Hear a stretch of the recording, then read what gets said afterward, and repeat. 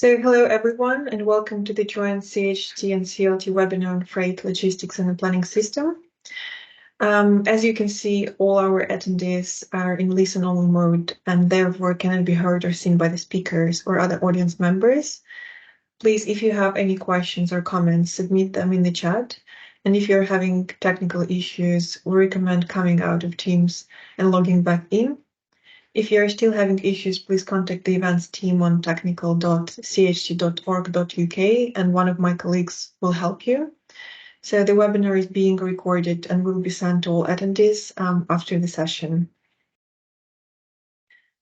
So today we'll have 4 presentations from our speakers: Lynda Addison, Simon Emery from National Highways, Julian Worth representing CILT, and Jason Copper from Midlands Connect. And it will be followed by the workshop with the whiteboard activity where we're going to discuss the last mile delivery solutions and decarbonization of freight. And the aim of this webinar is also to promote the CHT survey on freight, logistics and the planning system that will help draft our consultation response. So our first speaker will be Lynda Addison. I can see many people are joining right now. So I'll share the slides of Lynda shortly. And over to you, Lynda.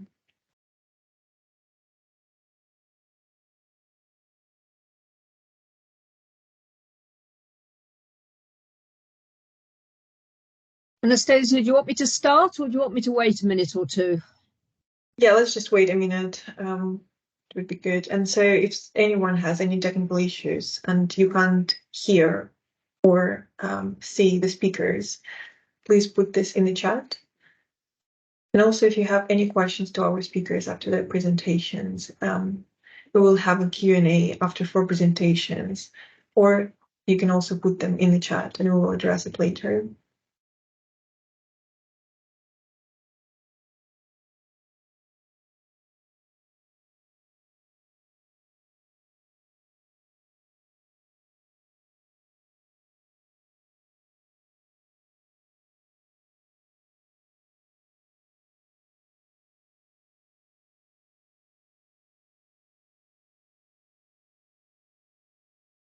Okay, Lynda, I think you can start.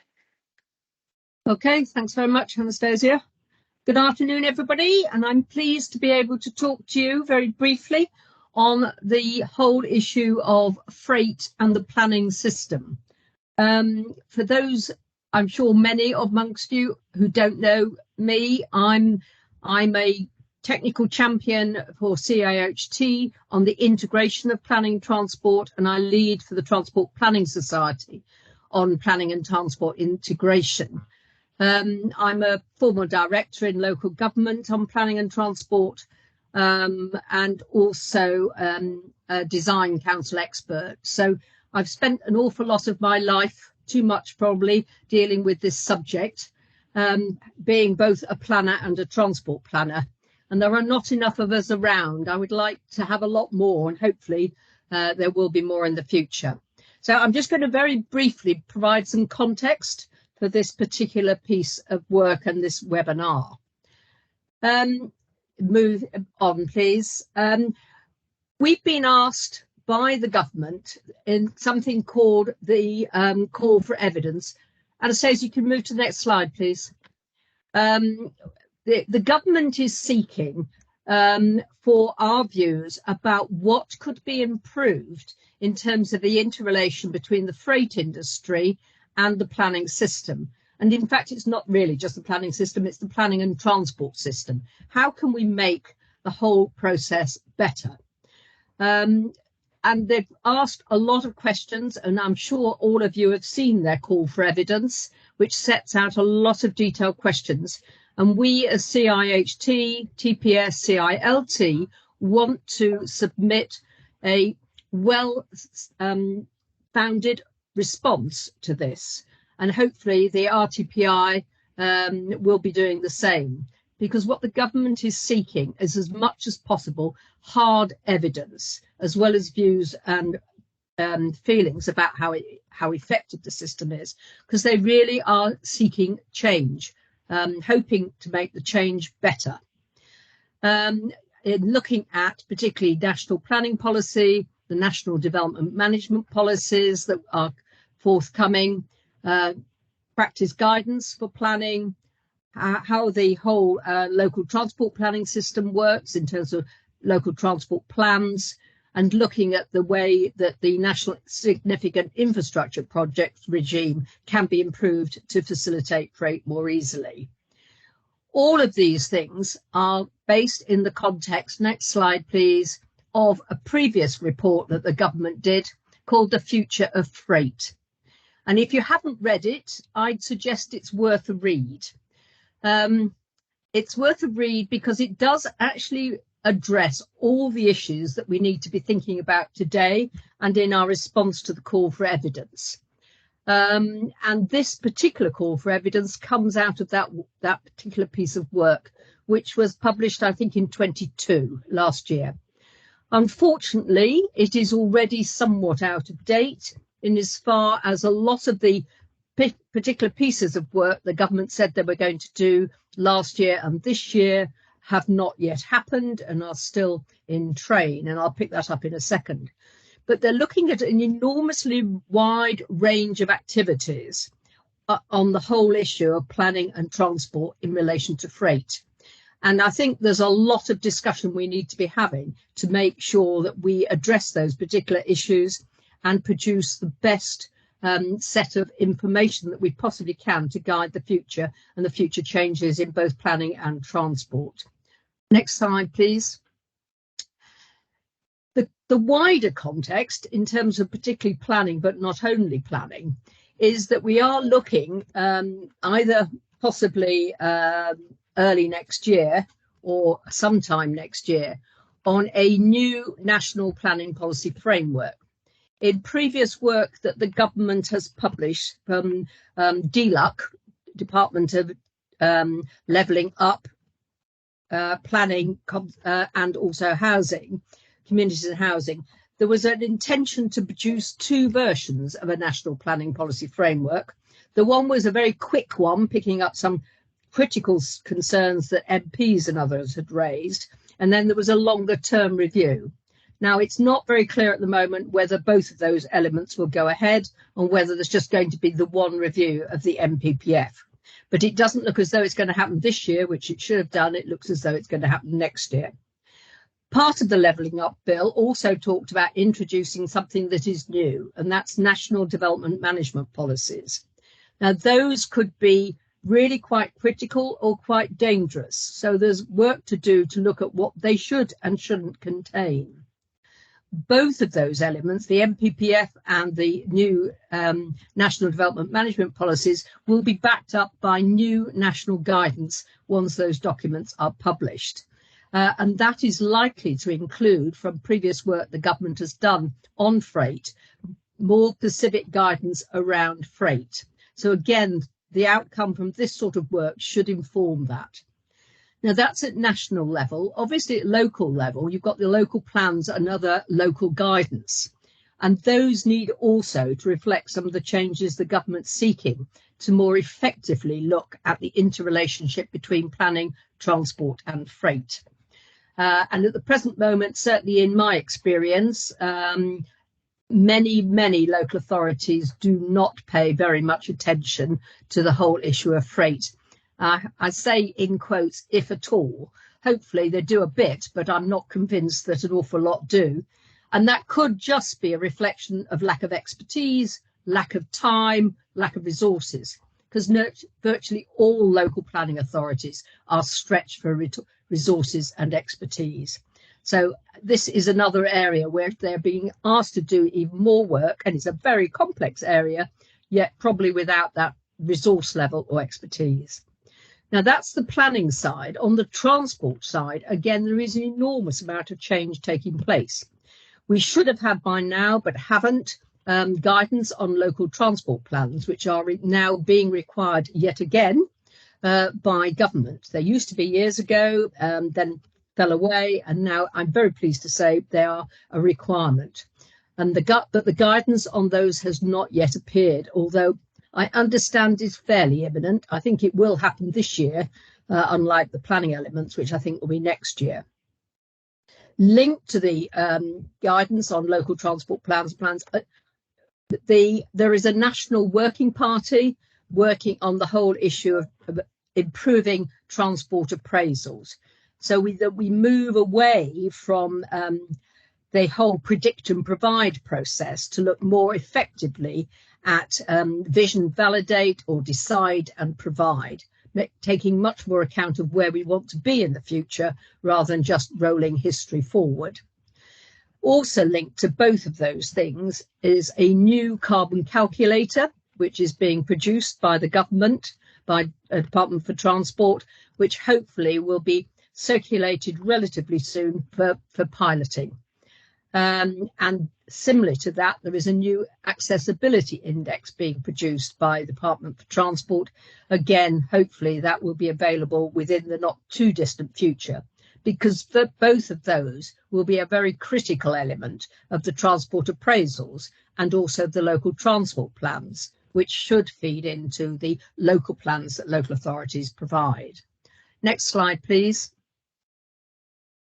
So some of the issues that we're hoping that you're going to consider today in this webinar, but also in your responses to the survey, which you should hopefully have already seen and received, is the whole question of how we collaborate more effectively with the freight industry, and they with us, whether you're a planner or a transport planner, private sector, public sector. So there's collaboration, there's improving the quality of information and data across the entire field. There's the competency. Can we go back, please? Thank you. There's the competency and skills that are required for all sectors, whether you're in the freight sector, the transport sector, or the planning sector. We need to ensure we've got the effective competency and skills. There's a question of timescales. Now, I think we're all very familiar with the whole question of zero carbon, and that puts enormous pressure on all of us, I think, to try and improve the timescales under which we're operating. Because most of the things that if you look at the future of freight, a lot of the things have been around for years and talked about for years. We are running out of time for some of the changes we need to make. So timescales is a real issue for moving faster. But at the same time, a lot of things that I've already mentioned, the timescales from one local authority to another, from local transport plans to local plans, all of those timescales and the national work and the local work do not gel quite often. So that increases the complexity we're trying to deal with. There's a real clear lack of knowledge in many of the areas we're talking about across all the sectors. There hasn't been the collaboration they needed to make sure that knowledge is widespread. And we need to look at, therefore, in that context, have better knowledge, better information, what should be in the national and the local planning policies, what should be in the national and local transport policies, and how they should interrelate. Because one of the things that's very clear in the Future of Freight report is the need for a multimodal approach. And in the past, most of the work that we all do has been single mode, not multimodal. We're not good, like the integration of planning and transport, we are not good at doing it in practice. So we need to look at networks, we need to look at interchanges, decarbonisation in the round across all the things I've talked about to ensure that we're dealing with this in the most effective way and looking at it not only for those issues, but international, national, regional, local, different types of responsibilities of different local authorities, the different professions, the public and private sector.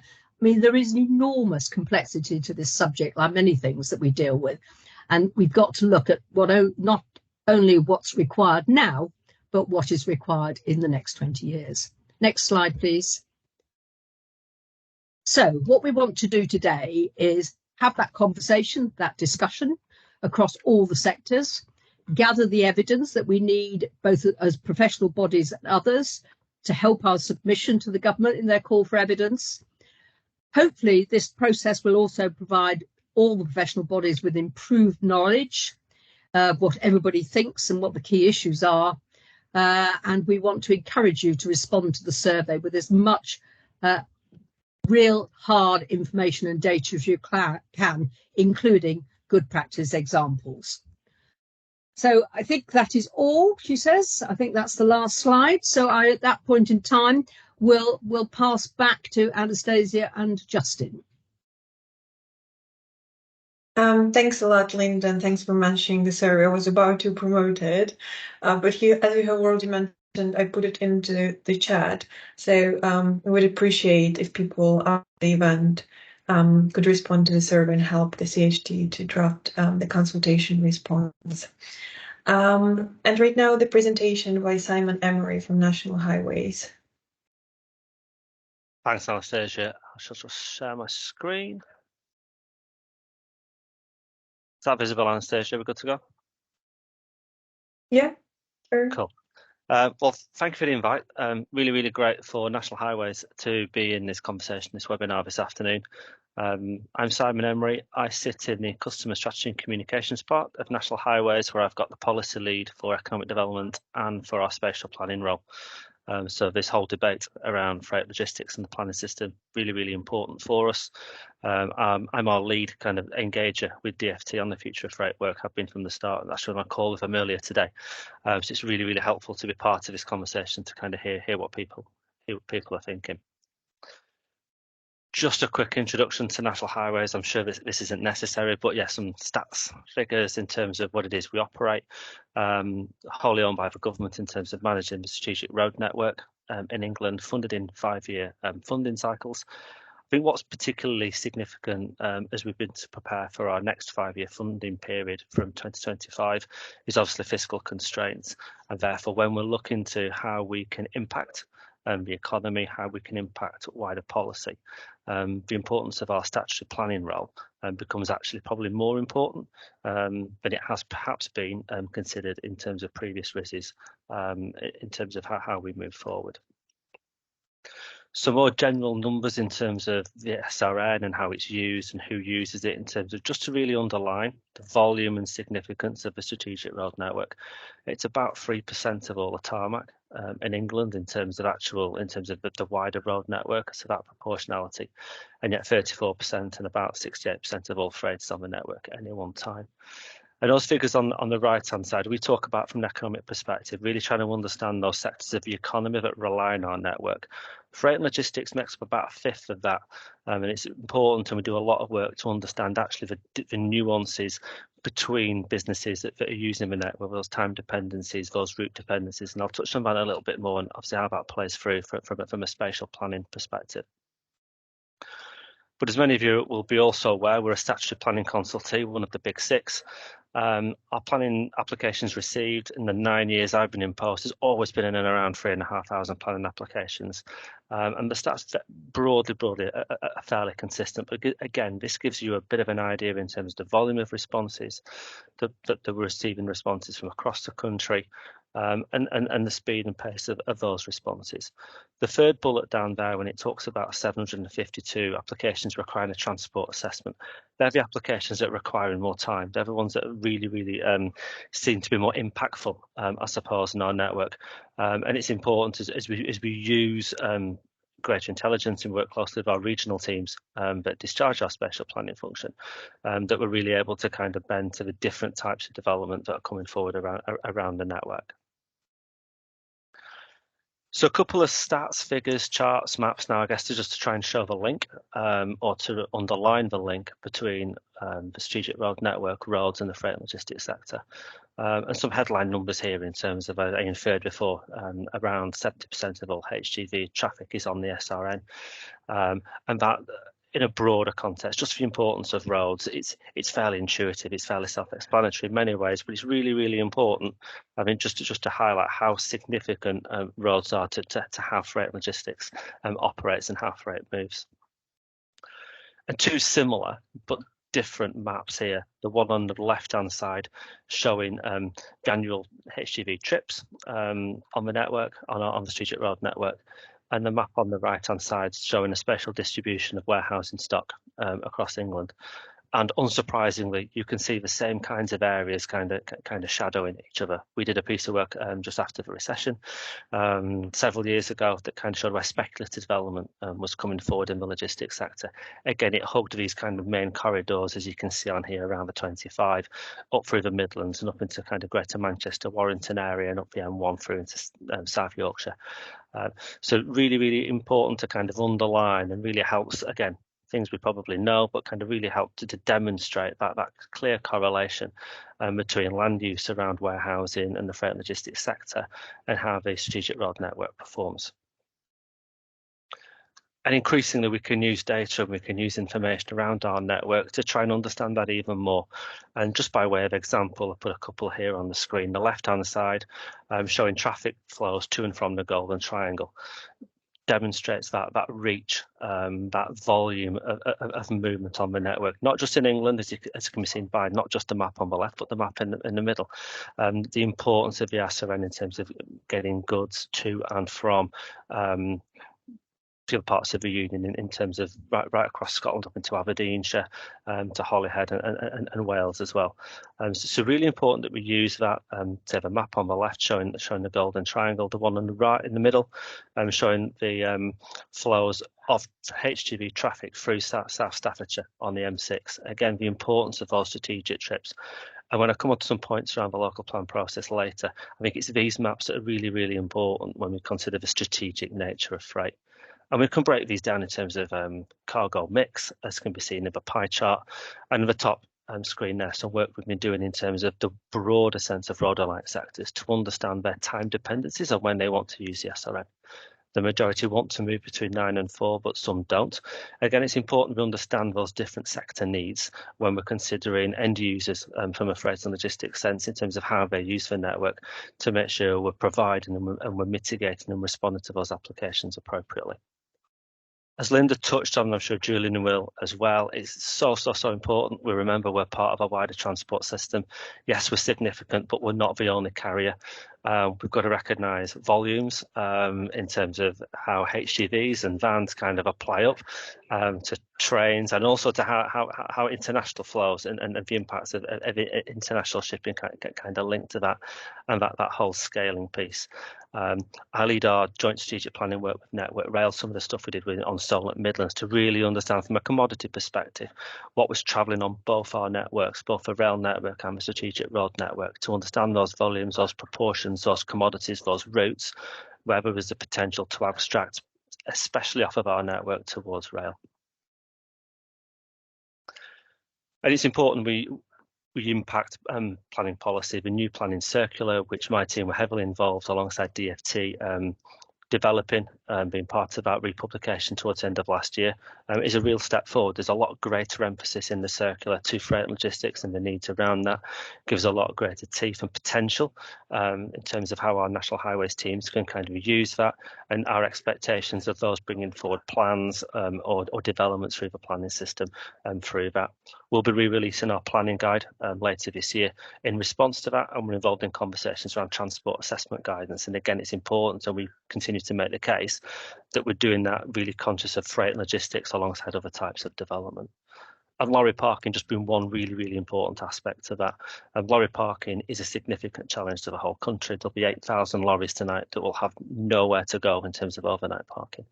And that's a collective failure in terms of the planning system and people who need freight and logistics to work effectively. And we've got a significant role to play in that. And again, later this year, we'll be publishing a lorry parking demand assessment, basically at local planning authority area, that will be aimed at trying to highlight those local planning authority areas where the problem is most acute in terms of supply and demand. So in terms of this webinar, just a few final thoughts. A need, I believe, for more and better strategic planning. We struggle in terms of engaging at a local planning system that's kind of a denominator of 300. We need greater strategic planning to understand those corridors. Those maps I showed before in terms of those lengths of trip, it's really, really important that the needs of the freight and logistics sector are taken account from in that strategic context, and we're able to kind of plan at a greater than and local planning authority level. We're welcoming proposals in the DLUC and local plan consultation for earlier engagement of STAT consultees. It's important we're able to influence and at least present data as to where the best locations for development might be. Yes, we've got to take account of wider commercials and wider local objectives, but it's important that we engage at that early stage to try and get the developments in the right places. Our route strategies, which are shown in the boxes at below, and our master plan gives a real hook for that. So again, when we start to engage in that space, it's not like we're going to come with a blank sheet of paper. There's a lot of potential for us to take further forward. And that bottom bullet point, I think, is important in the context of the call for evidence as well. That the greater account needs to be taken of freight logistics as a utility in terms of how we get products across the country to businesses, to people's doors, rather than it just being seen as a local employment function, and it needs to be planned much more in that context. A second thought, we need to use data and intelligence much more effectively. We believe there is a lot of benefit from a national freight network. I think it would significantly help the work we're doing with Network Rail in terms of how that's taken forward. We need to be able to identify and prioritise certain areas and zones of the country where freight logistics has got that greater need and where there's also greater demand. A lot of potential from the digitisation of the planning system as well. And as Lynda touched on before, we need to plan for the future, not for the now. And that includes looking at rest facilities, future fuel requirements in terms of how HGVs and vans will require different power types, and make sure we're planning for those, considered increased lengths and weights in terms of freight. And as was also touched on, really understand vision-led planning and not just kind of restrict ourselves to, I guess, the predict and provide approach. Final slide, I think, in this context, I think this is probably the most important one for me, is I think freight logistics needs to operate with much greater ownership and as a single voice. And there's lots of different interests in the planning system in terms of freight logistics, whether you're the end user, whether you're the developer, whether you're the provider of the network. But actually what we're trying to do is get things in the right places to make sure that the economy is able to function and we're able to get things moving around. And to do that, we need to share data much more. We need to help standardise guidance where we can in terms of local plans, so there's a consistency of language. We need to help local authorities, particularly on capacity building from our perspective. We've got a lot of data that we can bring into that space. So a lot greater ownership, I think, a clearer voice across the sector. And as a result of that, some real genuine collaboration that will make a difference. And sessions like today are a really important part of that. And I'll close there.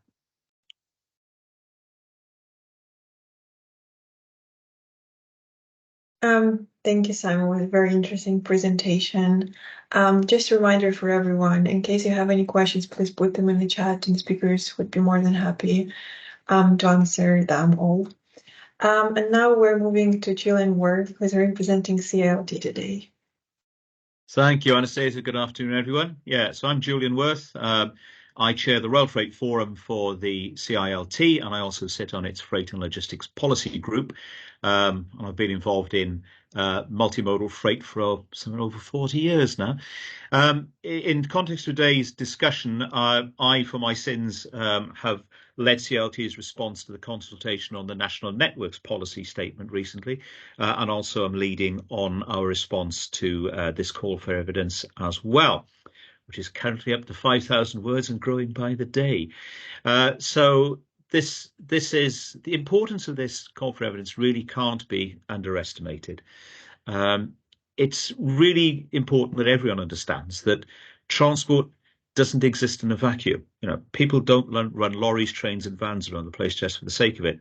They happen because it's part of somebody's supply chain.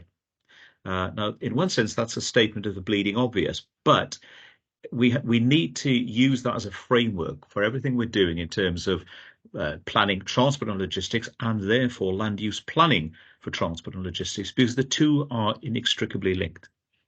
The first thing to say is that we have a fundamental disconnect between planning, which fundamentally takes place at the local level, and logistics, which take place at least a regional, usually national, and very often at a global level. So the geographical and the scale disconnect is considerable. Now, for that reason alone, I have enormous sympathy for planners, because their focus is rightly and properly on local issues, serving their local communities. And yet here is something which is way, way bigger than them individually. And it's not, therefore, reasonable, actually, to expect a local planner to have all the knowledge available to them to make a fully informed decision.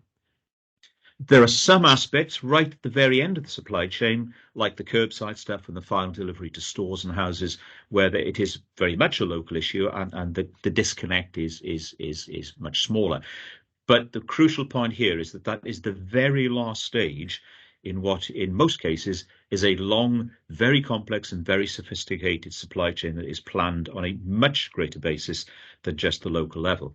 There's often this idea that goods seem to just appear at the boundary of a local authority. Well, they don't. Very often they've originated in China.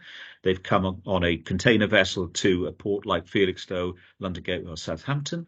They've been moved from there very often by train, sometimes by truck, to a national distribution centre in the Golden Triangle that Simon referred to, which is basically in the South and East Midlands. If you describe the triangle from roughly Milton Keynes, these days up to about Stoke-on-Trent and across to Nottingham, that roughly gives you the sort of heartland of the Golden Triangle. But it is extending towards Doncaster and towards the northwest in search of land and labour, because these huge warehouses need an enormous amount of both.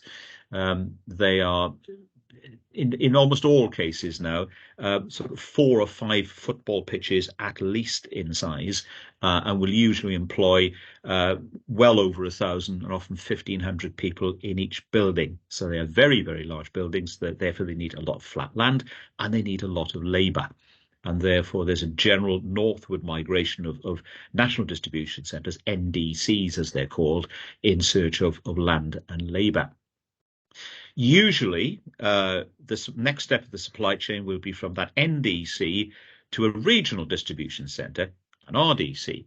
Now, although there are, let's say, probably several hundred strategic supply chain planners in businesses across the UK, their needs are fundamentally the same, because ultimately the demand is driven by population and population distribution.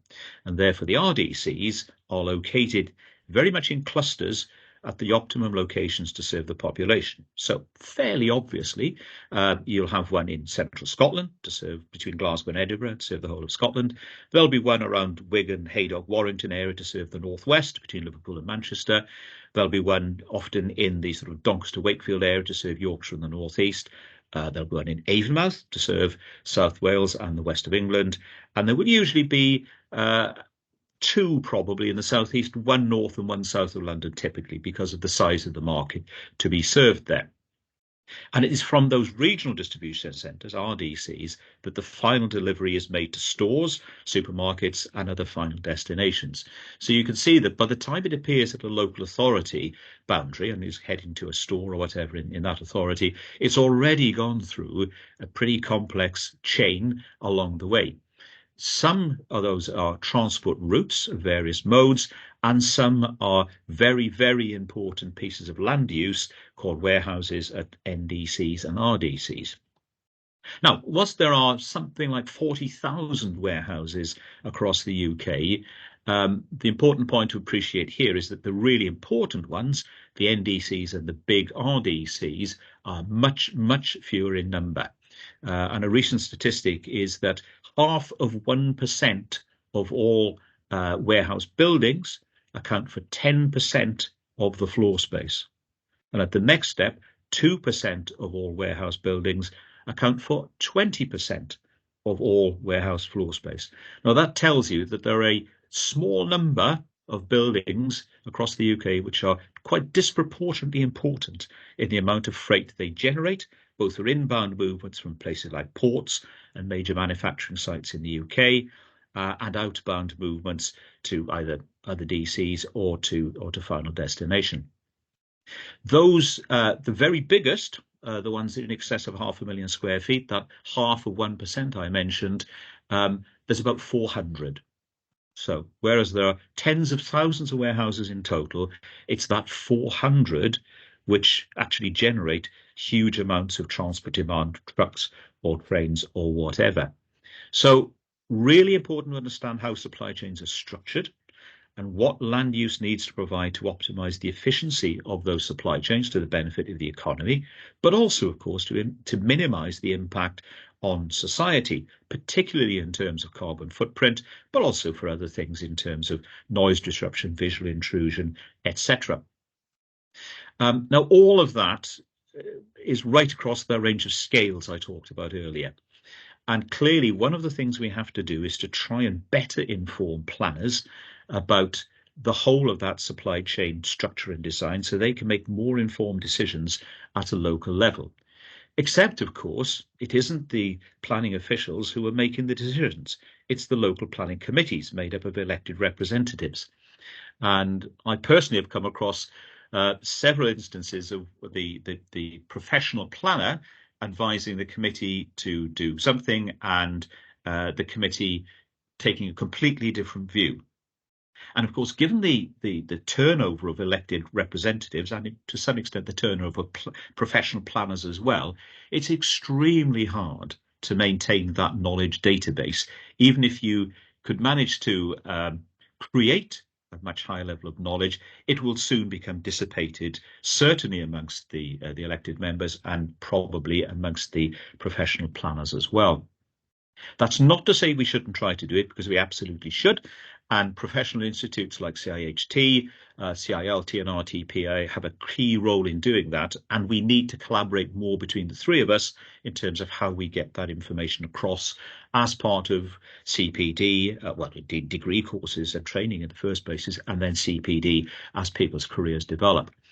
But even then, that's probably not enough. And one of the things that CILT, I think, is going to propose in our response is that we need to provide relevant and accessible knowledge to those local authority planners. And it may well be, this is not a definite proposal, but it may well be that the STBs, the subnational transport bodies, could pick up this role. That an STB like Midlands Connect, with whom Jason works, would have a nominated individual or small team which would be very well informed and knowledgeable about the needs of supply chains and supply chain operators in business, and could help and guide the local authorities in plan making, and also provide a resource in determining applications in terms of fitness for UK PLC, if I might use the shorthand, as well as for local needs as well. Because frankly, it's quite impossible for people in the commercial sector who in transport and logistics, which is a very, very low margin business, typically 3 to 5% at best, they cannot possibly equip themselves with people to do that direct liaison with 300 plus local authorities. It's never going to happen. So we need to have a focused and concentrated route. And I think STBs may well be a promising one, although clearly there could be alternatives in how we provide that concentrated focus of expertise and advice to local authorities. Ultimately, probably we also have to develop further the strength of national planning policy and policy guidelines to local authorities to make it really clear what is expected of them in terms of contribution to UK PLC, because inevitably there's a tension between what local communities want and what the needs of UK PLC are, and the dreaded NIMBY syndrome, but sadly it does exist. Now, at the moment, of course, we have the National Strategic Infrastructure projects, NSIPs, with the DCO route of application for key facilities, and that includes strategic rail freight interchanges. That works pretty well on the whole, and there is probably room to expand that NSIP DCO route for other really key facilities in transport and logistics planning, particularly those major warehouses that I talked about earlier. So there are things we can do by taking the current processes and structures and adjusting them a bit. Where do we need to get to? Well, really, as Lynda mentioned very, very clearly, and Simon also alluded to, we just absolutely must decarbonise our supply chains. Transport is now the biggest emitter of carbon in the whole economy, and within that, long distance road haulage is about the most intractable element to decarbonise, because cars and vans are now dead easy. Of course, vans, electric battery cars and vans are around. We're starting to see very effective battery trucks up to about 40 tonne with a range of about 200 to 300 kilometres. Now, what that tells us is that the local and regional distribution from RDCs to final destination can be undertaken by battery HGVs. So we can decarbonise that final element of the supply chain coming into local areas. It's starting to happen quite quickly, actually. It will take 5, maybe 10 years to happen as the vehicle stock evolves and changes, but there's a very, very clear pattern. And as the cost of battery HEVs comes down, which it certainly will, that trend will accelerate. So the regional local distribution, we can see how that will be decarbonised. It's the trunk element is the most difficult, because it'll be extremely difficult to get enough battery power into an HGV, full weight 38 tonner, 44 tonner to be able to do a long haul.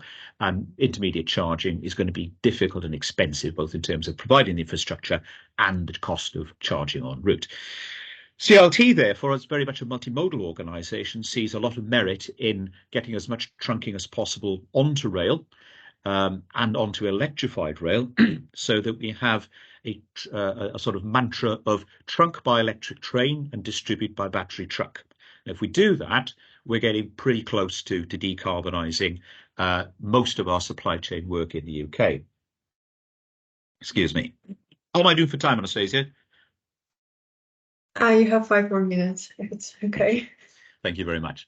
So we are working very hard, actually, as an institute with DFT and others in terms of bringing down the cost of electrification for the freight routes. And we've got it down to probably less than a third of what is currently assumed to be the cost of rail electrification, actually nearer to a quarter. So we're making a lot of progress in getting the costs down. And we've identified that we have the current core rail freight network in the UK is already about 60% electrified. So we're not by no means started from scratch. 60% of the routes we use are already electrified. About another 800 miles, route miles of electrification would take us up to about 95% of rail freight in the UK would be capable of electric haulage.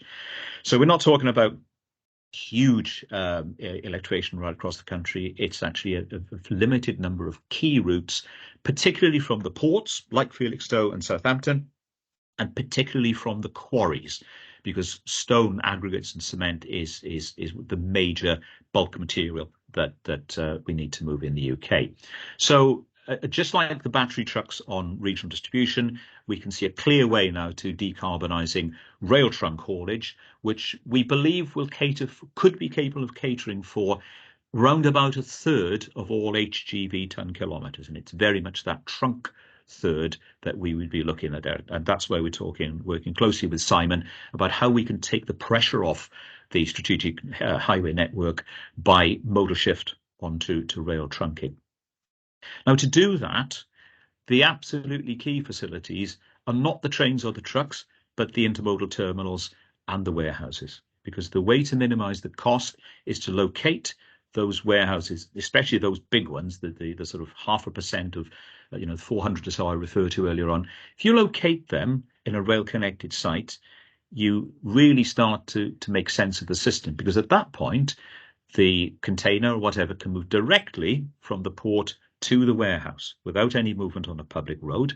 That has considerable congestion benefits, of course, and it also has decarbonisation benefits, and it also has cost benefits for businesses, because moving a container within a SRFI or to a warehouse with an on-site facility costs about 20 quid.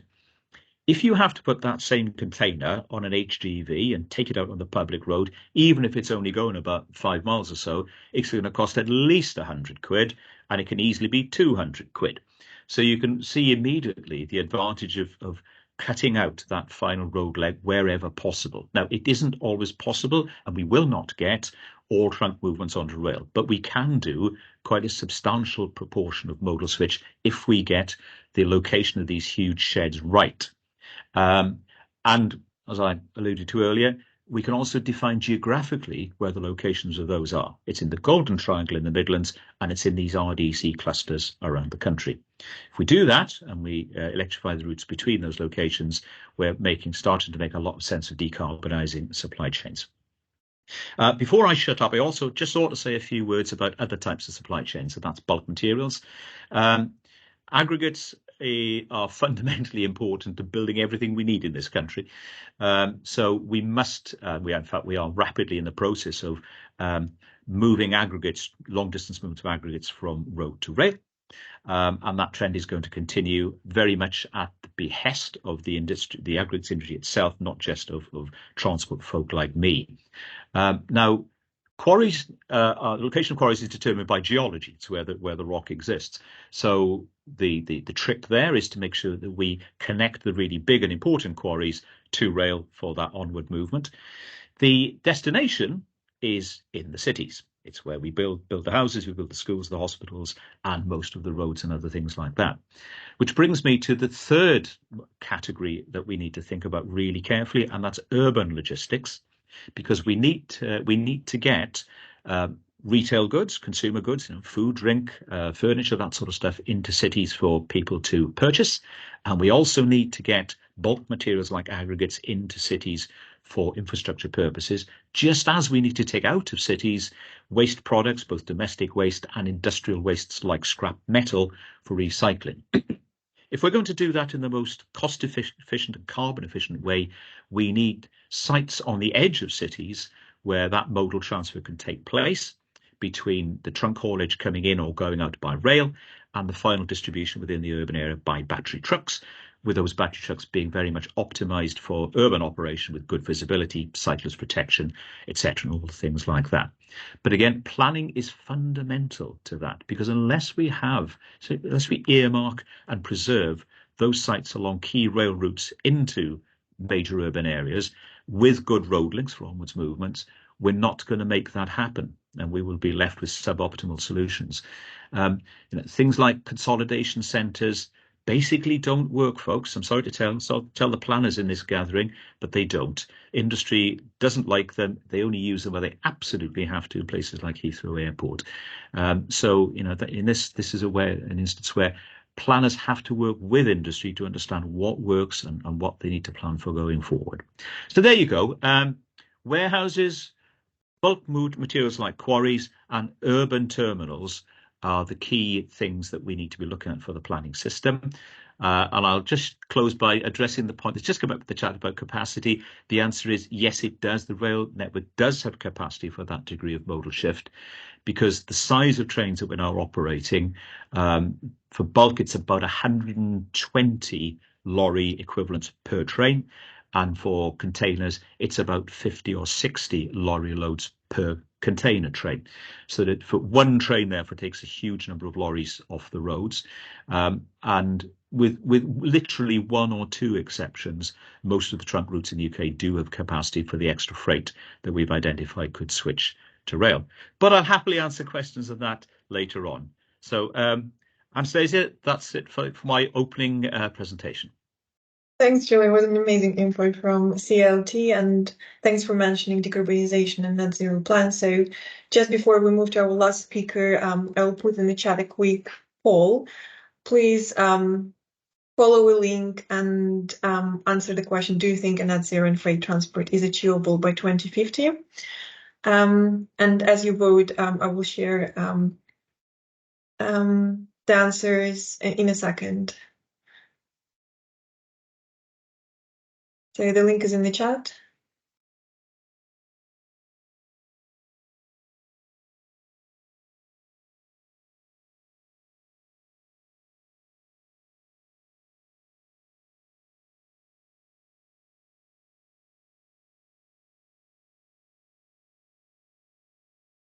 Okay, so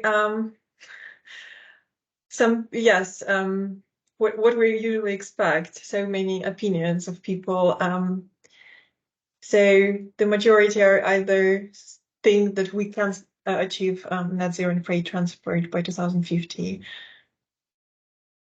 but also a lot of people are not sure about this. So as you vote for the last couple of seconds, I'm passing the word to Jason Copper, and let's see what the SDPs and Midlands Connect do in terms of freight logistics and the planning system. I have the slides for Jason. I'll just share them in a second. Jason, let me know if you can see them. Just a second, yeah. Yep, they're there. Thanks, Anastasia. The problem with going last is lots of what you're going to say has already been said. So apologies for that in advance. And Julian, thank you for the prod for what STPs could do in the future. We might need a little bit more money, a little bit more resource from the DFT to deliver such things. I hope it sounds okay. We've had all sorts of IT issues, I'm afraid. So I'm hidden in a little cubicle on the top floor of an office block in Birmingham in an attempt to get away from an open plan office. So I hope the sound's not too bad from my end. Anyway, yeah. So just for people who don't know who Midlands Connect are or what a subnational transport body is, we have two. As we're the non-statutory one, unlike TfN, but we have two kind of key roles that the DFT have asked us to perform. One is to develop and maintain a strategic transport plan, of which there's a little picture of the front cover of ours. And the second thing is to carry out a series of research, develop priorities for transport interventions across our subnational area. So they are the two things that we've kind of got to do.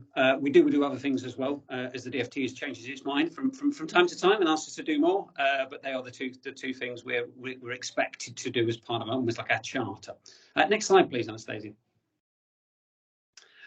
So in terms of our work, we're not as siloed as this, I must say, but just to give people a sense of what we're doing, we focus in sort of three main areas. The first one around rail. And we've got a number of priorities around that, looking at both passenger and freight movement. The same with road. We've been doing a lot of work on the RIS programme and helping out National Highways in terms of prioritisation across our area and giving them the basis of some of the SOBCs, etc. And then we have a technology and innovation area, which is very much sort of policy and research led. And within that, you'll see freight and logistics is a key piece of work that I happen to be leading as the programme director. But it also links into both the rail and road programme when we're not looking at it in isolation in that respect. And we do pick up on things like alternative fuels. So that is one of the key sort of bits of work that we are doing under our economy and freight work that we're leading on at the moment. Next slide, please. So in terms of I suppose where this comes into contact with the planning system, well, from our perspective, things like the economy and freight programme, we're undergoing a very significant piece of work that we're leading for all of the subnational transport bodies, and we're looking at modelling current and future freight movement. And we're looking at how that, what in terms of how we can better understand the need for integration of modes, and I know that's already been picked up on this. The future of refuelling and recharging. So where does freight, land use, and energy need kind of come together? Because it's going to be those locations where the energy is available that's going to be as important as the land being available. And things like HGV driver facilities, which I know has been touched on by Simon from National Highways. In terms of the kind of, I suppose, the key big development areas across our subnational area, East Midlands Freeport and what's going to happen there. Obviously, the East Midlands Airport itself is a major freight airport for the UK. We've got levelling up zones, and we've got an interesting thing happening at West Burton with the closure of the power station and the Step Fusion project to look at future energy needs through nuclear fusion as opposed to nuclear fission. And that's coming hopefully at some point in the next few years. In terms of local transport plans, we've been asked to have a look at the guidance that unfortunately is still not out. There is definitely a focus on freight within that new LTP guidance, which I think everyone would agree is a good thing. There is also a requirement to better link local transport plans with local development plans and the local planning system. Although clearly in two-tier authority areas, one where I used to work in Lincolnshire, how you have one local transport plan and potentially sort of 5 local plans, all at different stages of development, how you integrate them completely is a challenging one. I think that most local authorities would look at and go, yeah, that's difficult. In terms of our main outputs at the moment, we're developing some tools, again, alongside other subnational transport bodies, focusing on where HGV driver facilities need to be located, and as I've already mentioned, the future of recharging and refueling sites. And we're trying to develop a tool that helps people sort of put inputs in and gets an indication of where those sites may need to be. Strangely enough, the Midlands seems to be coming up fairly strongly as a sort of place that is going to need the refueling, given its importance to the freight industry. In terms of our evidence base, we're looking at future for mode infrastructure and where transport's going to support economic growth moving forward. So that's very much links into the development areas we've got. So in terms of the strength of that relationship, I think certainly to support and develop local transport plans and inclusion of freight work within those, there's a very clear steer, and I think we sort of set up to try and do that as best we can. It starts to get a little weaker, as I sort of alluded to, between sort of local plans and local transport plan. And in terms of our remit, we have less to do with the district councils, and it gets a little bit more challenging to sort of push our evidence and the utilisation of our tools down at that level. And then, of course, the actual planning decision. And it was interesting what one of Julian's suggestions around us being sort of part of almost that process. And helping applications be sort of looked at. We're certainly not geared up or resourced or in any position to do that at the moment. But it's certainly a weakness that we see in terms of how does the work that we're doing at the subnational level get translated down at that very local level, because that's where the decisions are currently being made. Next slide, please, Anastasia. So in terms of sort of local authority perspective, and we're a partnership organisation made up of our local authorities.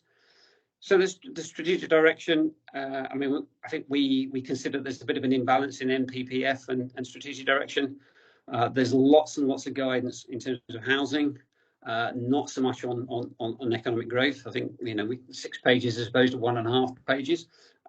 So the housing system seems to be very well sorted and knows what it wants. It's a lot weaker in terms of economic development.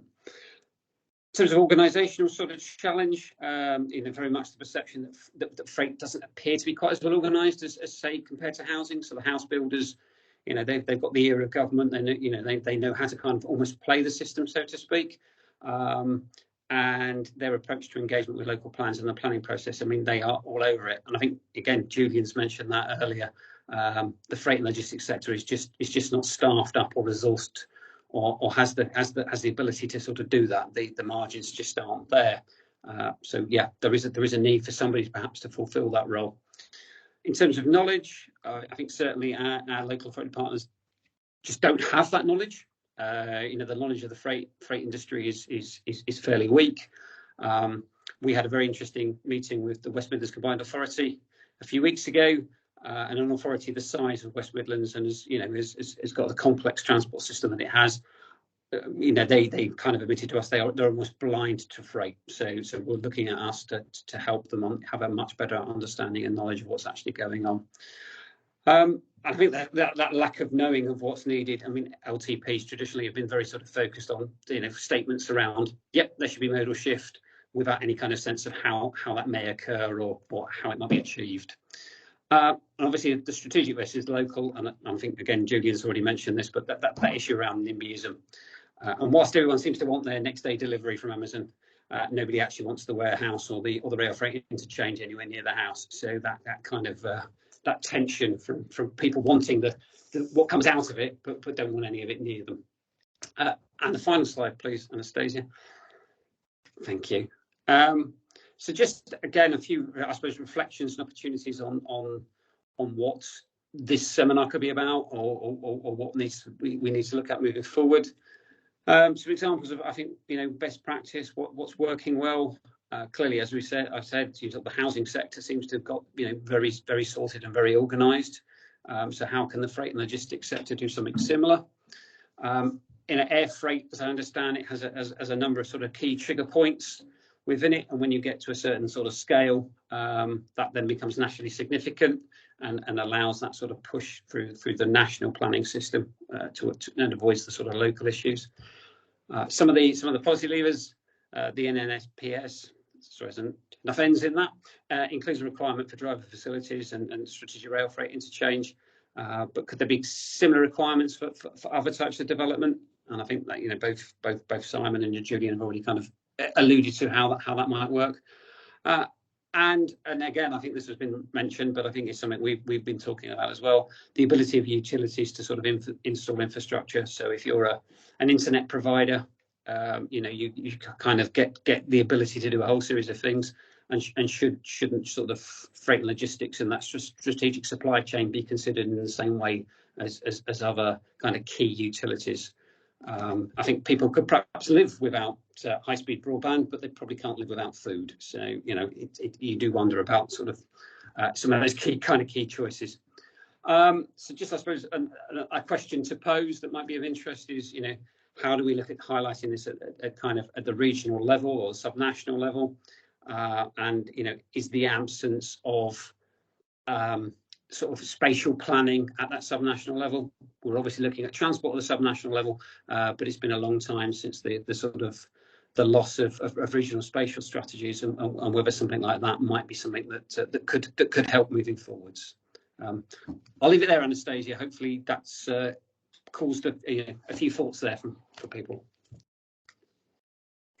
Thanks a lot, Jason. It was a very good presentation. Thanks a lot. I think our speakers have touched upon decarbonization, and at CHT we're very interested in last mile delivery solutions. So can I ask you again to follow the same link of Mentimeter? And our second question will be to rate the last mile deliveries according to their efficiency. So just choose from 5 options. One will be the most efficient, and the 5th will be the least efficient. And you can choose from e-cargo bikes, drones, local 3D printing, which is basically not delivering the items, but printing them at the site. Light vans on Starship deliveries, like small automated robots. And I will share with you the results as you vote.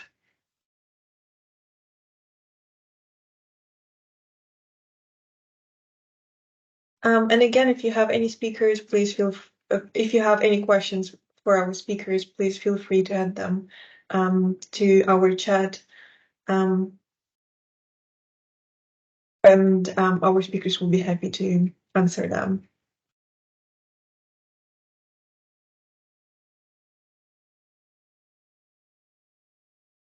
And so this 2 most popular options that you chose was like e-cargo bikes and light vans. The least popular is still Starship Delivery, the small automated robot. We'll wait for a couple more seconds and we'll move to our next stage of our webinar.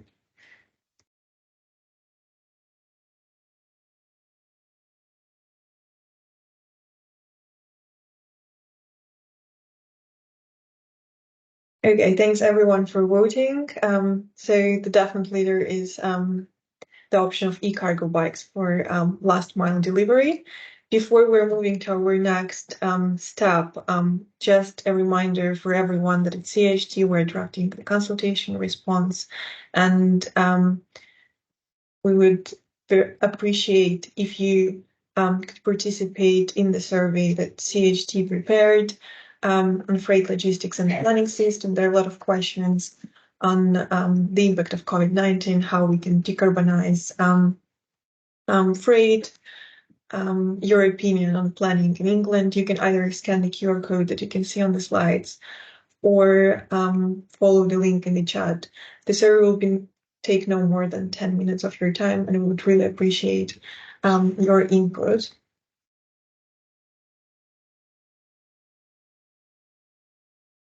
So right now we're moving to our workshop.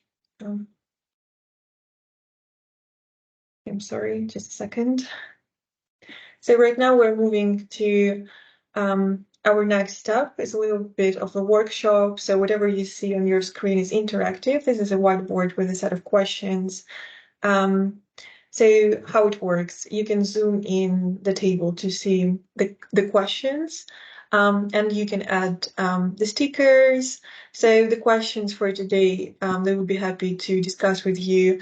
What do you think the current challenges of the freight sector, what impact of COVID-19 had on freight and logistics, how to decarbonize the UK's freight sector, what are the potential challenges of some of the last mile delivery solutions that we have discussed earlier, like e-cargo bikes, drones, and robots, and how can planning policy in England help to support the freight and logistics sector? So whenever you put your ideas, just keep in mind that if you see a blue dot on the sticker, that means that someone is already writing their thoughts there. I will give you 5-10 minutes just to look around, read the questions, and give us your ideas. Our speakers are also welcome to participate and fill in their ideas on these 5 questions.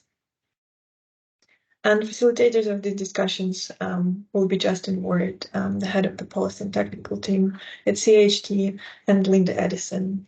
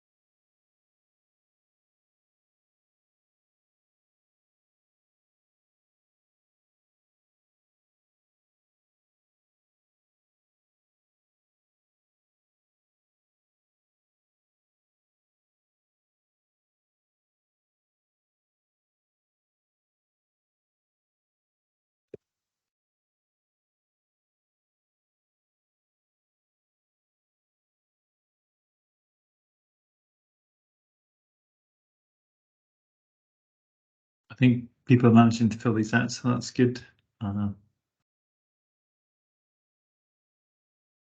Yeah, while people are still writing their comments, just a reminder, if you have any questions for speakers, put them please in the chat.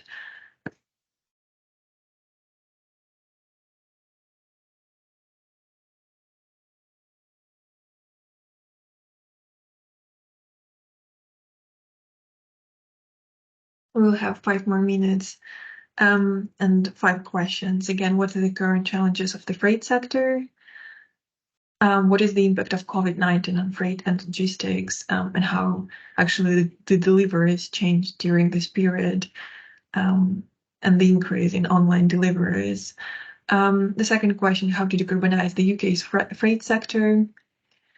And what are the potential challenges of e-cargo bikes, drones, and those small robots that probably many of you have already seen? And the last question is actually something we have covered in the presentations today. So how can planning policy in England help to support the freight and logistics sector?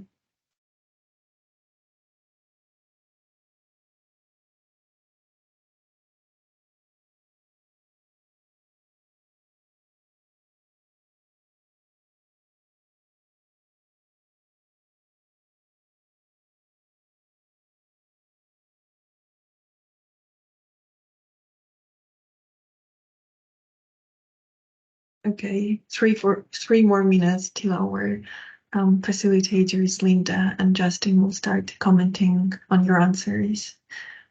I have already seen some good ideas on the stickers.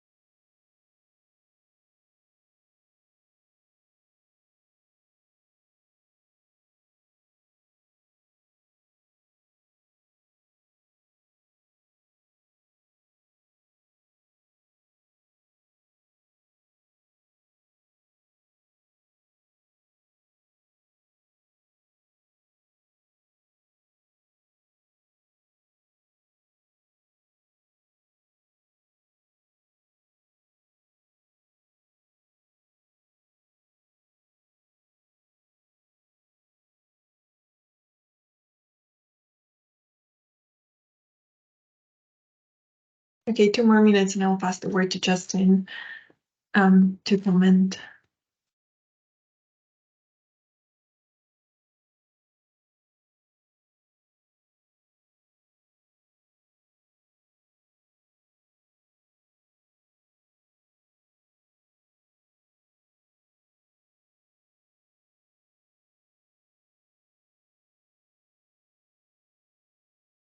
If you want to add some stickers, you can do so by clicking the sticker on the menu that you can see.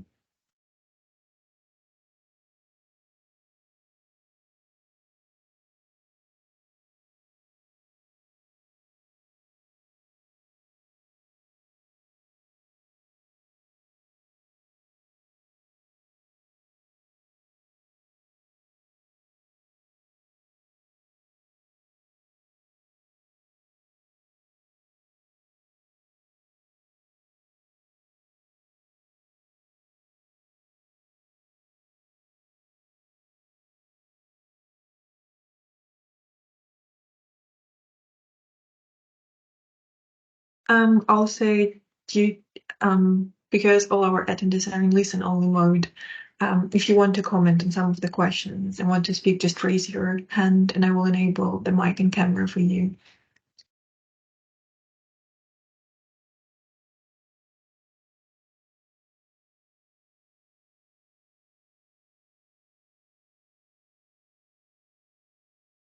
Justin, I think we can start with the first 2 questions.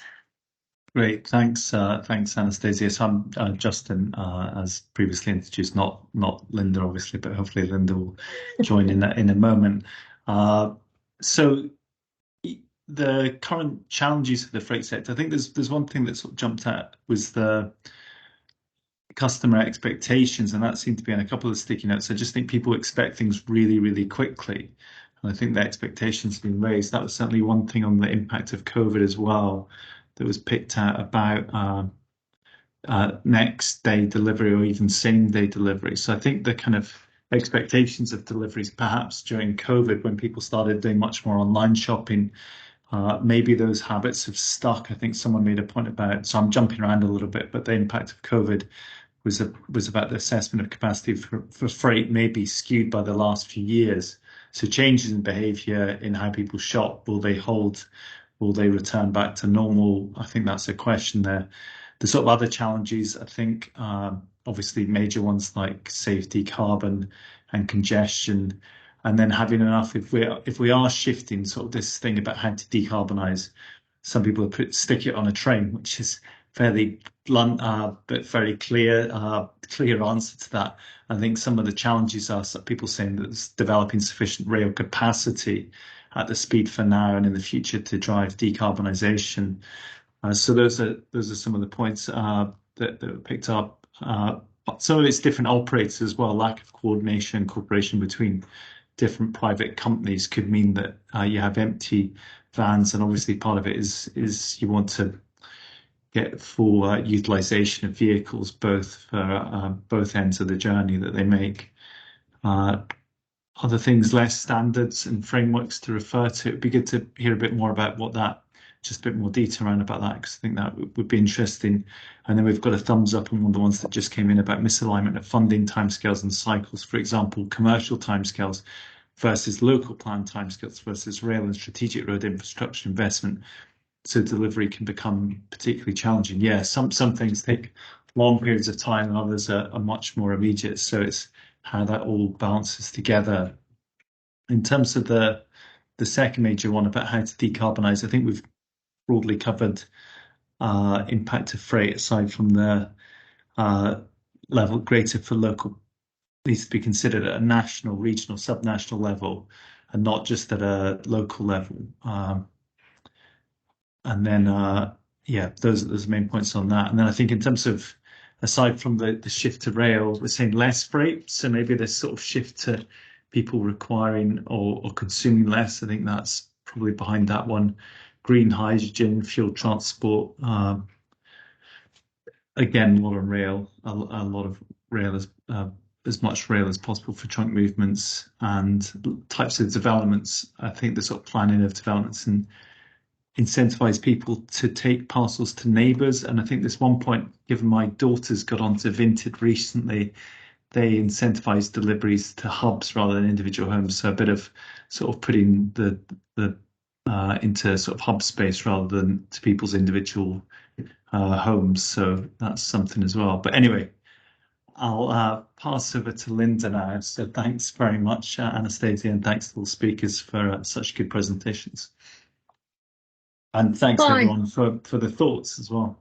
And thank you, Justin, to show me what I'm meant to be doing. Okay. On e-cargo bikes, I mean, the major issue or two issues seem to be that we have a real potential interaction in terms of safety between cargo bikes, other bikes and non-bike users. So there is a question of how you deal with the conflict or potential conflict between e-car bikes and other users. They're clearly not also suitable in remote locations. An awful lot of remote locations don't have any capacity for a footpath or a cycleway or anything else. You're just on a very narrow highway, often between high hedges. So there's a particular issue there. There is obviously an issue in terms of capacity of cargo bikes and what they can carry.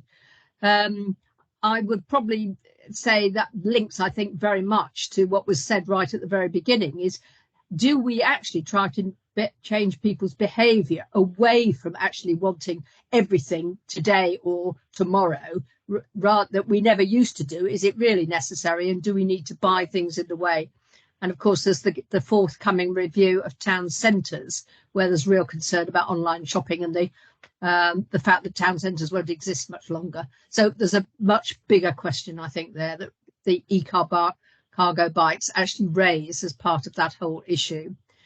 On drones, again, there's a lot of similar issues about the question of safety and the worry about safety, about where they run, what impact they've got on whether it's the road or the footpath, and what the regulations are around controlling them. And particularly in terms of drones is of the flight paths, obviously, and the robots is around the footpaths. So there's a lot of safety issues, both drones and robots, that need to be thought through, and how those are controlled. And given the sort of some of the issues with the electric bikes and people cycling with scooters and bikes on footpaths and crashes occurring, I think it's an issue that needs to be resolved before one pushes that much too hard, because the public is clearly worried about it. Drones are particularly affected, obviously, by weather conditions, presumably rather like cargo bikes. And sorry, I'm just trying to increase the size so I can actually read what some of these are. They've got to start and stop somewhere. I mean, they are being used, as I understand it, in terms of robots in Milton Keynes, but I'm not sure what the outcome of that particular pilot is. But there are issues about where they go and who controls them, and the impact on other users, I think, are the big issues, as well as the vandalism. Moving then on to the next question, which is about planning policy. There seems to be a general view about the importance of actually having better planning policy at all levels, national and all the way down through subnational, regional and local. Much better coordination, much better policies that will react more effectively with the needs of the freight industry, and getting the provision that's required in the right place at the right time. There does need to be viability evidence provided, which is another concern that somebody has raised, and concerns also about the impact on the green belt and how that will relate to the distribution needs of the freight industry, and particularly some of these very large sites that were being discussed by Julian. But there is a view that the rail freight interchanges should go through the national strategic infrastructure process, and then that should inform the local plan allocations process as well. So those seem to be the major views that have been expressed on those two questions. Thank you.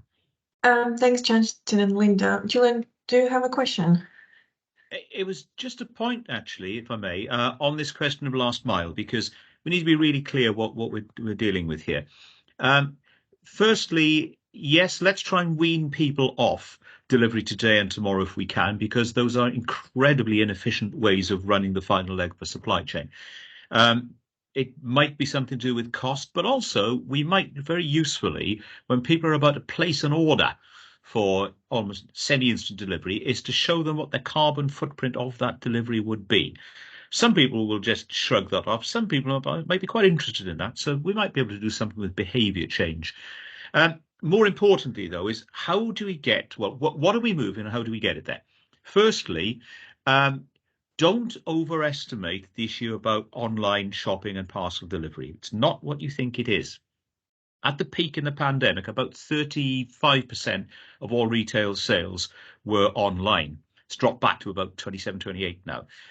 But don't equate online shopping with parcel delivery. They are two very different things. The vast majority of online shopping is supermarket goods. And if you think about what comes around your street, for every parcel delivery person, there are probably 2 or 3 or 4 supermarket vans. And the drop size is, in the case of the parcel delivery, 1 small parcel generally. In the case of the supermarket van, 2 or 3 or 4 crates at a time. So there's hugely more stuff comes to you by supermarket routes than there is through parcel delivery. And those supermarket routes follow exactly the same route as if you were going to the shop to collect them yourself. Port, NDC, RDC, store, and in the vast majority of cases, your order is picked at night from your local store and brought out to you in a van, which increasingly will be an electric van. So the only thing that changes is instead of you getting your car and going to the store, they bring it to you. So there's nothing terribly dramatic about that. Yes, Amazon and 1 or 2 other big operators are changing the mold a bit, but the share of goods moved that they account for is very, very small indeed. So don't get overexcited about home deliveries. When it comes to how they're done, drones are a niche for very, very remote areas like the Isle of Wight, the Highlands of Scotland. They simply don't work in urban areas. Just think about the practicalities of power lines and multi-story buildings. You know, they just simply are not the answer. Similarly, robots, whilst they're interesting and quirky, they won't work very well either in the vast majority of environments because of obvious operational issues. Cargo bikes are more interesting and useful, although Lynda makes a very good point about, you know, the sort of challenges in the streetscape. But even then, cargo bikes only really work for small deliveries in very dense urban areas. So the vast majority of deliveries, whether we like it or not, are going to carry on being made in vans or small commercial vehicles, hopefully electrically powered. The other point I wanted to make is, you know, we'd all love to see vehicles more well loaded, but I can promise you there's not a single freight or logistics operator who does not want to fill every single cubic meter that he can. People don't want to have waste space. In almost all cases, the reason you have empty running is because of the balance of trade, as you might call it. So, you know, if you're taking a delivery out to people's houses, apart from empty crates and a bit of packaging, there's nothing to come back. If you're delivering petrol to a petrol station in an urban area, there's no backload. If you're delivering aggregates to an urban area, there's no backload. So there are sort of fundamental inherent features of how things move that mean you simply will not be able to get every van or every truck backloaded. And the industry absolutely busts a gut to try and minimize that wherever possible. Take my word for that. But, you know, we've got to be realistic about these things and, you know, understand what we're trying to do and then work out how we best do it in terms of decarbonised movement and land use planning. Thank you. Thanks, Julian. As we're moving towards the end of our session today, just let me take 2 or 3 minutes of your time. So I have seen the questions, whether we can send the whiteboard. I'll be more than happy to do so. And also at CHT, we have a lot of interesting events in September, including the event 2 for building carbon reduction procurement processes, where you hear the progress of the CHT team on the topic, and 2 presentations about carbon procurement requirements and infrastructure projects, an overview of the best practice in Sweden, and the second presentation that delves into how life cycle assessments inform procurement decisions. So we also have a CHT masterclass on 21st of September. It will be of particular interest to those wanting to learn about the latest developments in technologies designed to make the movement of goods and people easier and more efficient. I will share all links to events in the chat for you to book your tickets. But before this, I want to say the massive thank you for our speakers and attendees who were with us today. We would appreciate if you could respond to the survey I mentioned earlier today. And just virtual applauses to all our speakers today. And thanks a lot for joining. As promised, I'll put the links in the chat and would appreciate if you could respond to our CHT survey. It will take no more than 10 minutes of your time. And enjoy the rest of your day. The recording will be sent to you later.